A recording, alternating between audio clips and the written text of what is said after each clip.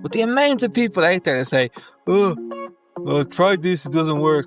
And they don't even watch the video. Like they don't watch the training video. They don't follow the instructions. They don't Google it. How do I do this? Did you Google it? It's like an easy answer. If you typed it into Google, it takes you 30 seconds. Like, come on, people. So I find ChatGPT helps with laziness. Like problem solving. If you have a question, ask it. Hey, Difference Maker, welcome to the Difference Maker Revolution podcast. We are joined once again by Steve Saporito, Jeanine McLeod, and myself, Jono. And today we're going to talk about 3 ways that AI can turbocharge your business. This is where I go to sleep and I sit back, relax, and enjoy the Steve and Jeanine show. Oh, please. Jonathan, you use AI just as much as we do every day. I don't want to hear this nonsense. We picked 3 so then each of us could speak on something, Jono. I thought it was to make Jonathan have to say 3. Well, there's that too. Last podcast we made you say thrive, and now we're making you say 3. It's our evil plan. I say thrive very well. How many ways were there, Jono? How many do you have to do? Steve, there are 3 ways. I'm not going to even try and say it properly. So how do you use AI in your business, Jeanine? So, Steve and Jono, so there are so many ways, but, we only have 25 to 30 minutes in a podcast, so we figured we'll cover 3 of them. And I'm going to talk about the most obvious first, because we are talking to photographers mostly. And I got to tell you, I was skeptical at first, right, with AI helping with retouching, but oh my God. It has made such a huge impact on the productivity in the studio. And I like to equate this to as we are living in this Amazon world where people expect to get something that used to take 2 weeks delivered to them by drone by 11 a.m. the next morning. I order something at night. In America, we're not expecting drones here in Ireland, let me tell you. We're not. People expect things fast. It's just we're in an instant culture, an instant environment. And I think for so long, photographers thought that the value was on the time it took them to create something to retouch. Oh, it takes 4 weeks in this. Oh my God. If I told a client something that took that long now, they would look at me like I had 10 heads, right? So, but we are limited by human capacity, and I do have a full-time digital artist on our team. But even with the volume that we do, he would get to capacity, and his efficiency, I do have to pay him, he's not free. And so he would often be our bottleneck in the studio. We would have multiple sessions going and then they'd all feed down to Rob. And then the time that it would take to turn around to the client was dependent upon what Rob could do. And so once we started bringing in some of the AI tools to speed up some of the menial tasks in retouching, oh my God, Steve, it's just been amazing, because what it allows Rob to do now, and this to me is the true purpose of AI, right? And this is what excites me about this podcast is what AI hasn't replaced Rob by any means, but what it's done is it's freed his time up to do more of the creative thinking tasks that only Rob's amazing brain can do. So some of the things that we do with our marketing or our more creative things, or some of our designs that we do, he has more time to focus on that now, and he can be more efficient. And we can get our orders done the retouching done in a day or 2 versus it taking a week. And so we're able to use AI to speed up our process and free up our human time to be able to do more of it and to also do more of the creative tasks. So what are some of those menial tasks? So basic retouching, like the wrinkles on face, softening skin, whitening the eyes, wrinkles in clothes, cleaning up backgrounds, cleaning up the dust on the floors, masking. Oh my God, the masking. Because when we do our sports banners for the schools, having to cut out the mask of somebody to put them on the graphic background would take a long time, or we would outsource it and pay $5 a mask, right? Now we have an AI tool that does it in seconds. Right. And then Rob can get on to the compositing of the banner, you know? Mhm. And it's incredible. I mean, it's absolutely incredible. So those menial tasks, right? The things that are super repetitive for a human. So like Rob can sit there, obviously still, and soften skin and retouch the bags and retouch the wrinkles and whiten the eyes and smooth out the wrinkles on the clothes and clean up the backgrounds. But he can also now just do it with some sliders and then sync it across 100 images, you know? And it's just done. He doesn't have to touch each individual one for all of that. He goes Right. in and just touches them for other specific things. So it's sped up. Oh my gosh, it's been freeing is what it's been. That's What? the sound of me falling off my chair, Jeanine, when you said that some photographers think that longer is better. Yeah. Oh my gosh. We all know that the only thing more valuable than free is fast. The greatest marketers have taught us that. Come on. Really? Faster is better. Holy Jenny, Mac. They don't really think there's that, do they? certain things faster is not better, Jonathan. But Okay, that's not this yeah, kind of podcast. you said it, not I did. I didn't say it. You said it. Okay. Being the one You girl took in us the group. there. You took us there. But there's still a lot of photographers resistant, I think. There is. And they're doing it by hand. And I don't know whether it's because it's scary to try, or whether is it difficult to implement? Like, was it It's difficult? not difficult to implement at all. I think for them it's scary and it's a matter of pride that they can still do it better. It's a misplaced in value. They think clients value that. Clients don't give a crap. I'm getting more blunt in these podcasts. Well, they care if it's You not are done. getting more blunt in these podcasts. They care if it's not done. They do. Yeah. What do you say? But like, how it's it's done. not why they buy. Right. No. I mean, it has to be done well. It has to be done right. But AI can do it well and can do it right. You know, we still check every image. But how long did it take you to train the AI to do it, do you think? How much work was actually involved? Because I think that's what's scary for a lot of people. When I was talking to a couple of people, I think tech isn't their thing. right. And so they're still photoshopping dust marks and marks off the wall and all that sort of thing. Right. And so I didn't have to train AI at all. Like the software that we use trains it for us. Right. They're the ones doing all of it and using. That's why, you know, and there are the purists who don't want their images to be used in training of the AI, which is how it works, right? I'm not a super techie person either, but from what I understand, that's how these AI tools work, is over time they're getting better as they're globally retouching more and more photos, right? It's becoming better. It's becoming smarter. And they are releasing updates constantly on better background removals and better that, and like we get the updates weekly. Like this is what's been improved in the system. Better skin, better this, better that, better fly. Oh my gosh, that's another one. Flyaway hairs. What a nightmare that used to be to retouch. Now it's a slider. Bye-bye. Gone. And the beauty is it's not just gone in one image, Steve. You sync it across the entire session. Flyaway hair is gone from that child the entire session in under a minute. Wow. Right? I mean, it's insane. And so for me, it's not scary. For me, it's exciting. And I know Jonathan hates hearing me talk about album designs and composite designs and stuff like that because, you know, it's all treasure boxes all the time. But allowing, like Rob can, he speeds up our album design processes too with some of the AI tools that he's used, but it allows him to think. And this is where I think it's so important. Like he can create more, like some of our magical artwork, like our tub overlays and our wizard overlays and things like that. He can now focus on making these images come to life more, bring the magic to life because he's not focused on whitening the eyes or getting rid of a wrinkle in a piece of clothing, you know?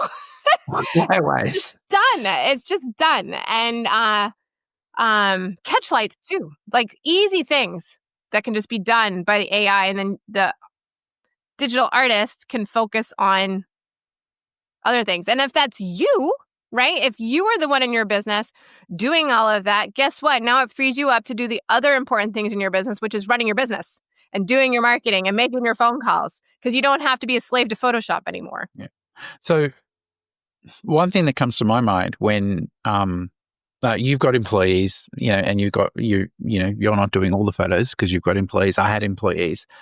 And the moment we outsourced our retouching, it's almost like my photographers became lazy.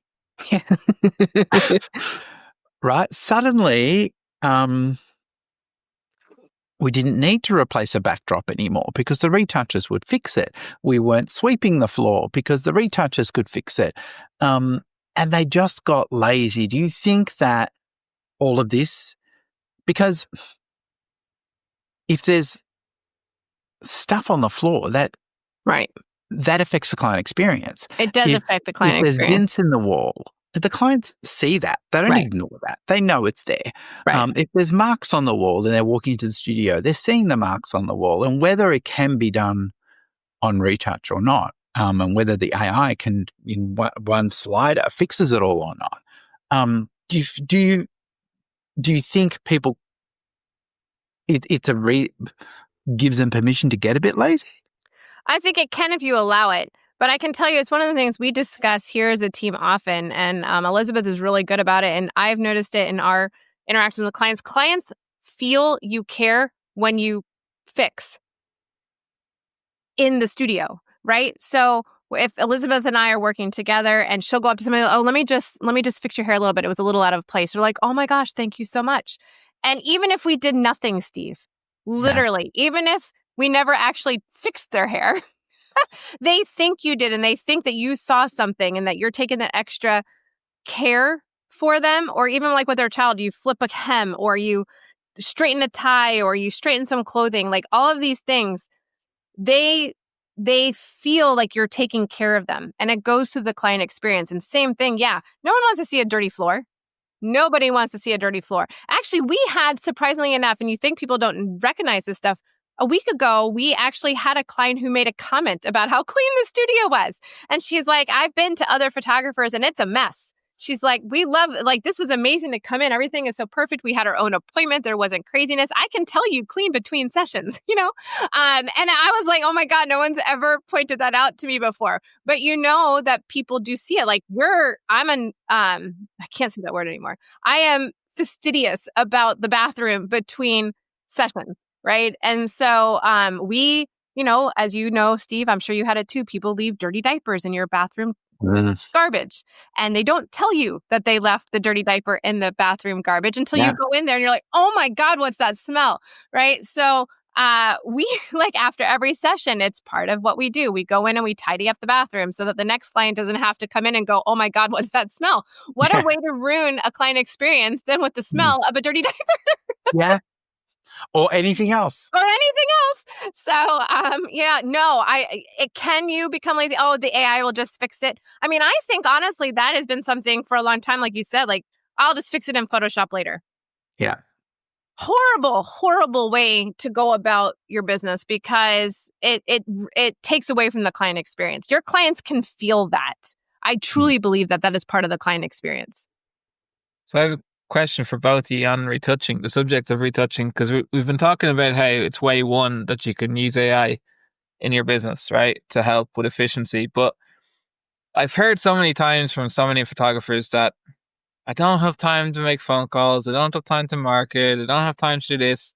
And when you dive into why they don't have time, is because they're spending 30 hours a week retouching and they're up to like 3 a.m.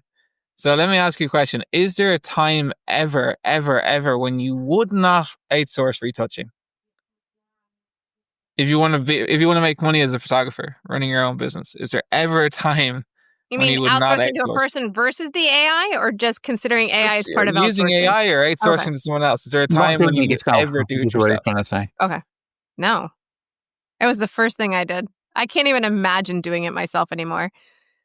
So like that previous podcast when I said, if you just want to spend 100% of your time photographing, go get a job working as a photographer for someone.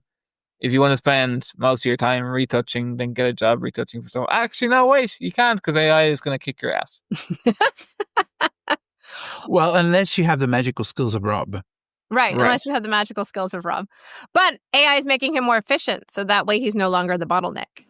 Right? Okay, so you can use AI and be a retoucher, but don't expect to run a photography business. But it's taken away all the boring stuff, and he can do more of the creative stuff and more of the artistic things. And AI's doing the mundane stuff that nobody really enjoys doing. Who enjoys taking out flyaways and cleaning up backdrops and all that sort of stuff? Look, and it's interesting because I've had this discussion. I know it's a little off the AI topic, but it is in the routine and the mundane. Mike McAllowitz had written the book Clockwork, right? And he talks, one of the examples he gives in there is for artists who think that they can't systemize or outsource any of their business because they have to do the art. And he gave the example of the Renaissance painters. And he's like, do you think that they really painted all of it? No, they only painted the important part, which was the face. Their minions and their little apprentices did everything else. They came in and only painted the face. But yet it's Michelangelo who did the whole chapel ceiling, right? No. He just did the faces. And so even back then, the great artists of the world found ways to systemize, to not have to do the mundane, to not have to do the everyday. And they only did what made them known for their artwork, which was the face, right? So it's the same thing. I mean, and so for photographers and for studios are like, but it's my art and it's my work. Yes, but you can use the tools at your disposal to make it your work, which I've never understand why you wouldn't do that. Like, why? Like, use the tools at your disposal so that you can be more efficient and spend more time where you are focused best, and that's with your client. So, way number 1 to turbocharge your business using AI is to use it in retouching. There we go. So, way number 2. Steve, this one's you. This one's me, marketing. Oh, that's a big subject. So we've been working extensively in the Difference Maker to get KCB2 up and running, so you can identify who that avatar is that you're speaking to refine the language and to attract the right people. A lot of people complain that I can't find quality clients, and half the time it's because we don't know who that is and we're not speaking their language. And so for those of you that are members, KCB is already doing a great job in identifying the avatar and helping with the marketing. And it's so much faster to now, between KCB and Chat GPT, when you're refining it and adding, of course, it's going to be a bit generic, but then you've got to add your own flavor to that. And you can prompt Chat GPT to do that for you. And we've had some great success. And I know, Jeanine, we tested it when you wanted to come up with the grandma, start marketing to your grandmas, which you've spoken about in previous podcasts. How fast was that to do? It was unreal, Steve. I mean, between what you worked on, what I worked on, and then what we both worked on together with ChatGPT and other AI tools, it was unreal. I mean, we used your brain to work on the avatar and then get that into the AI. And then we used it to, using this as the client. Then we took a bit of Jono's brain too. There was a bit of Jono's brain in there. There was some Jono brain in there. Look at us piecing brains together. I feel like Doctor Who, taking all the little brains. So, yeah, I mean, we were able to take the avatar and then ask it to use our ad copy formula and craft an ad that would speak to that avatar using this formula. And then we put together a standard value stack too. Yep. And asked it to incorporate that too, didn't we? Yep. And then we actually said, so here's a standard value stack. And I think it was written for family, or it was actually written for boudoir, I think. And we said, now make this speak to the grandma. So instead of, I forgot some of the wording, but it used it for the love on the wall. It changed the emotion. Right. Mm-hmm. So the emotion that the boudoir value stack was speaking to, it changed the emotions to match that of our grandmother avatar. Right. And it was brilliant how it did that. And it did it so fast. And then we went and humanized it. We fought with it, Steve. And I think that's the important factor too. We didn't just take what it spit out. Right. And I think that's the mistake a lot of people make. That's what a mistake a lot of people make. I look at it this way.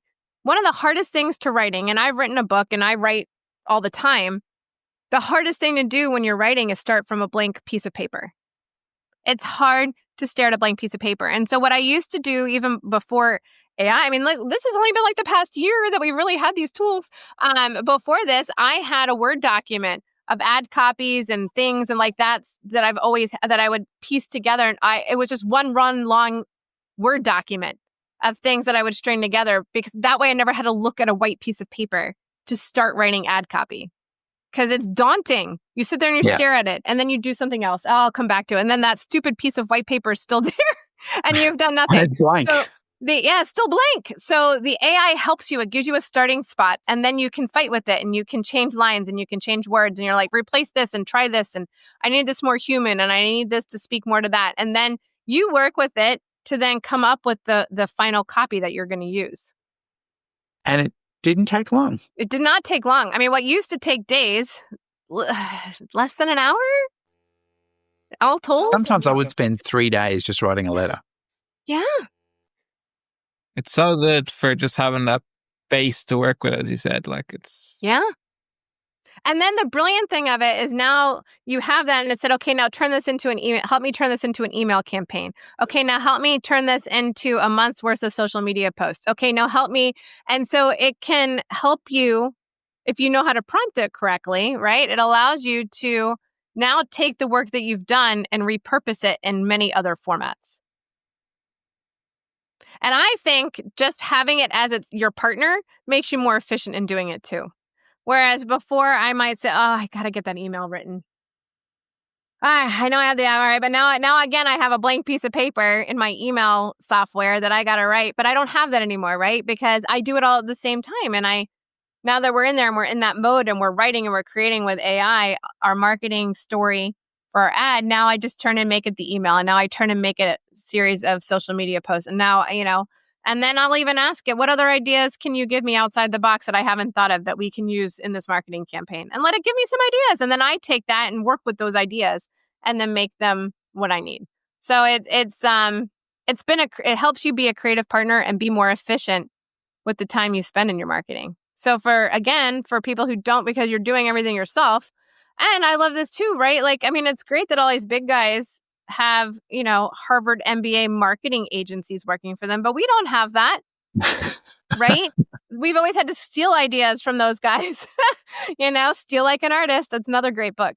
But now we have... Borrow, Jeanine, borrow. Nah, there was a good book, Steal Like an Artist. I love it. And because you're borrowing, right? Like all artists borrow other ideas. It gives you that. We now have the same access that everybody has. There is no excuse anymore. There never was. But even now, there's no excuse. You have the tools before you to get your marketing done, to get it done efficiently, and to tackle getting business into your studio like never before. Like never before. There's no excuse not to do it. And so now that you started with your avatar, right, and it's written specifically for that avatar, yep. What was the performance like when you... Do you want specific numbers? I can give you specific numbers. But within the first week, we were if you measured over a weekend, which I know is what a lot of photographers do, we were getting 16 to 25 leads over each weekend at $8 a lead, which for a direct offer ad for us was unheard of. I mean, that's usually like a register to win type number, not a direct offer type number. So it was incredible because it was speaking directly to that. It really resonated, the story, with my ideal client. And so have you found that these people have been easy to book? And because the end result has got to be that you've got clients walking in the door and they're spending money. Well, it's not that easy, Steve. AI can't do that for you. No, I know. Yeah, AI cannot do that for you, right? So it's not right. like, what? Yeah. Yes, is that what you said? Right. Well, as of right now, AI cannot do that for you. So we're still having to make those phone calls, right? So, which I want to do, right? So AI has freed us up, and I have a client care person who makes those phone calls. She now has more time to dedicate to talking to those clients on the phone. And it is not, it's not like they all pick up right away. So there is an entire sequence that also, with the help of AI tools, we got done faster too. So like to build out a pipeline before would take, Jonathan, how long did it take us to make that first pipeline? Dear God. Like a week of time? I don't know. Now I can take a pipeline and repurpose it for a new client avatar to write all of the text messages, email follow-ups, email nurturing. I mean, I did it in less than a day. Oh, wow. And I was able to rebuild my new pipeline. So that way, as the leads come in, they're the confirmation email that they get, and then that we're going to call you within 24 hours, and then the text messages, and then the the emails and text messages that get sent after the first message left, second message left, all of that kind of stuff was all helped created by AI. And I did it so much faster than had I had to create that all from scratch, and it's personalized. So I wasn't lazy. I didn't just take my normal family pipeline wording and just pulled all of the grandparent people into it. No, this whole pipeline speaks directly to that grandparent avatar. It's great. And so it's very personalized. And so, no, it's not a magic fairy dust. I mean, you don't just get to turn it on and then poof, all the clients come into your studio. But what it does do is it frees you up to now do and grandparents like to talk, let me tell you. Good. So our phone calls that used to, like when we get someone like a first birthday client, we could get on the phone and have them booked in like under 8 minutes. No. Not with grandma. She wants to talk. Grandma loves to talk. Okay, but grandma is the generation that's waiting for the call to ring. Yes. They are waiting for the phone to ring. Yeah. They are the ones that will talk on the phone. And it's interesting. We do have, and it's funny, and you'll love this, Steve. And I know we're running out of time. We got to get to number 3. Even within the grandma, there is sub avatars of age of grandma. We still have some, we've gotten, some of them are still working. They're young grandmas. And so we still have the same kind of thing we have with the Gen Xers. I think these are borderline Gen X boomer grandparents. So they had their kids very young and now their kids are having kids young. So they're not 60s, 70s, they're 50s, early 60s. And so they're still working. So we have had some of that where the time of day becomes an issue for a phone call because they're at work. So I thought that was interesting. And so even that we have the subset of retired versus not retired grandmas. Yeah. So it's fun. This is where I love diving deeper into the subsets because everybody thinks, but I just photograph one type of client, right? And then you realize there's one avatar. One avatar. Even within grandparents, there's multiple avatars. Yeah. But anyways, so yes. So Jonathan, we need to get on to number 3 because we're running towards the end of our podcast. Way number 3. What is that, Jeanine? It's nurturing our existing clients, Jonathan, clearly. Oh, I have a bonus way that I'm going to just try out there before we talk about nurturing. And the bonus way, so number 4, just so I don't have to say 3. We'll just make it number 3. So the bonus one is laziness. So this happens, I thought I was very shocked at how normal this behavior was because it's just not in my DNA. But the amount of people who, when they have a problem, they're not problem solvers.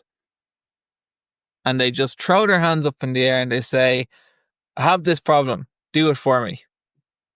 I'm like, what? WTF? What? If I have a problem or I want to do something, the first thing I do is try and research and figure out how I can solve that problem. Right? And you guys are all the same. I know you guys are all the same. It's not in your DNA. But the amount of people out there that say, I tried this, it doesn't work.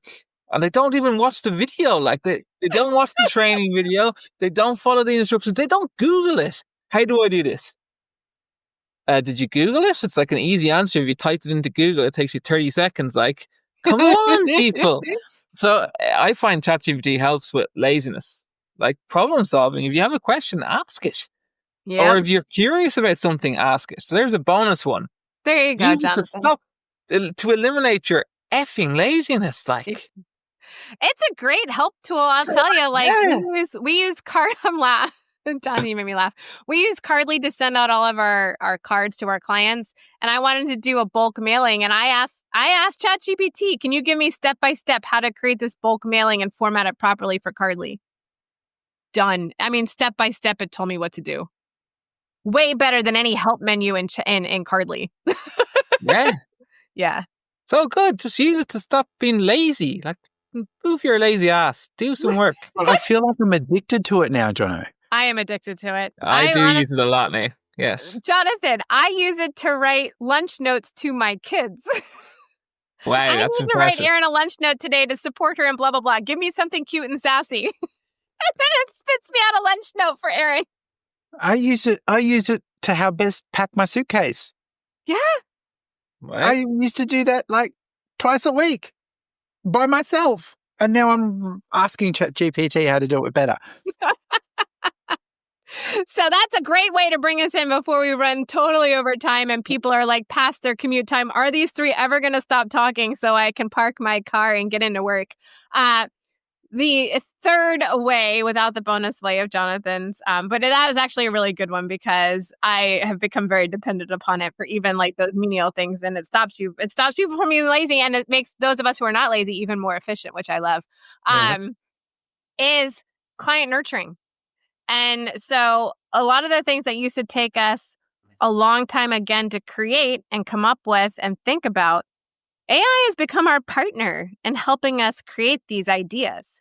I used it for our Mother's Day campaign. You know, I went back and forth with AI on what should I do for Mother's Day this year? What kind of card should I send? Can you help me create the cover? Can you help me create the inside message? And working back and forth to create our Mother's Day card. You know, I mean, it sounds simple, but Mother's Day card used to take us a long time to do. It was a project that we would start like 2 months out to get this card done and sent off to print and then come back. And then we had to stuff the envelopes and address the envelopes and mail the, you know, I mean, like it was a project. And now it's become much more efficient, much more, we're able to do things much quicker. But so like all of our nurturing is done that way. Our 1 year to 2 year campaign, we ran into a few snags last year. It didn't work as well as we wanted to. And so we've been using AI to help out. Like we tell the problems we have. This is where we got snagged. This is where we lost contact with clients and clients were no longer responding. Like help us, like as a, you know, and you prompt it the right way, you know, as an expert in the field of blah, blah, blah, you know, can you help me? Here's the problem we had. We started losing contacts with clients around 16 months. How can you help us come up with ideas? And so it allowed us to think of things that we didn't necessarily think about and then tighten up some of the things we were working on and then structure the message because we've put into it, starting again, always with the avatar, our client, and then working on how to better nurture the clients that we have. And it's just, and even like our monthly email campaigns. I mean, all of it is nonstop. Like this topic just excites me and it's hard to keep this under 30 minutes. Sorry, Jonathan, because we can just like, I love nurturing and loving all my clients and I can use AI to help me do it better, more efficient and more creative too. And consistently. Which is key. And it's that extra voice. Yeah. Sometimes you need the extra voice. Exciting things. So on that note, Shazam! It's time to start leveraging AI to turbocharge your business. And a really great way to do that is to join the Difference Maker Inner Circle because we are custom building all these AI tools for you. As Steve mentioned, KCB will help you to create your avatar, to create your ad copy, very soon to create your blog posts, your social media posts. You already create your social media posts, actually. And then we're going to go on to email. So amazing AI tools happening. Make sure you join the Inner Circle. So click the link below and join all the difference makers inside the Inner Circle. That's it for this podcast. Bye for now. Bye everyone.